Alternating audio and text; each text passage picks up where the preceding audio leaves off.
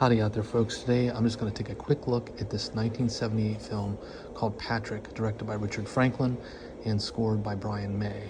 Now, of course, Richard Franklin is most notable for his obsession with Hitchcock. He apparently drove both the faculty and his fellow peers insane with his encyclopedic and almost OCD-like devotion to all things Hitch back when he went to film school at USC in the late 60s, and really has made a career for himself basically being just an homage to Hitchcock. And while you might think that's just basically ripping off Hitch, I think that Franklin really takes the best aspects of Hitchcock and then sort of twists them into, I think, a very respectful homage and creates something, I would argue, uniquely his own. Patrick is a terrific genre film.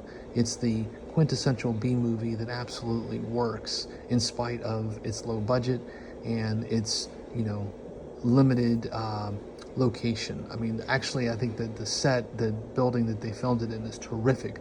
So I don't mean to denigrate the production value at all. He really does a good job at squeezing out a terrific production on a rather low budget. But I would just say that if you like suspense, give this film a watch. I think it will surprise you by, number one, how effective it is, but also, number two, how good the dialogue is. I think that the writing is excellent, and some of the shots are just absolutely terrific.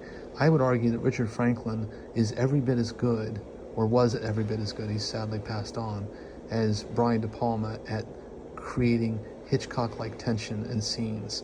Of course, he went on to do films such as Road Games, Psycho 2, and Cloak and Dagger, I believe.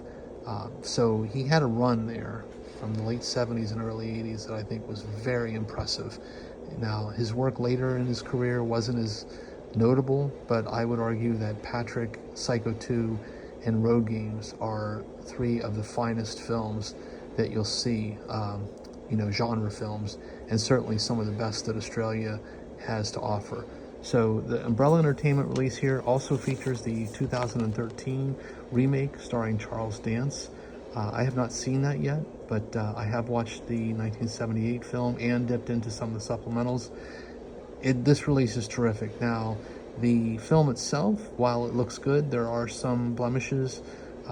They didn't do a restoration per se as much as they did just a scan of whatever they could get their hands on, and I think it works. It's a genre film. It's a B-movie. I don't think it needs to look pristine, and as it is, it still looks pretty good.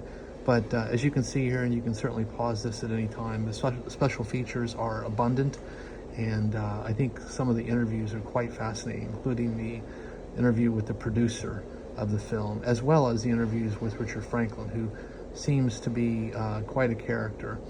But again, as we embark here on spooky season, I would highly recommend checking out Patrick. It will definitely surprise you with how effective it is, given its limitations. So on that note, please do take care out there, everyone. Stay safe, be kind, and by all means, keep watching spooky cinema.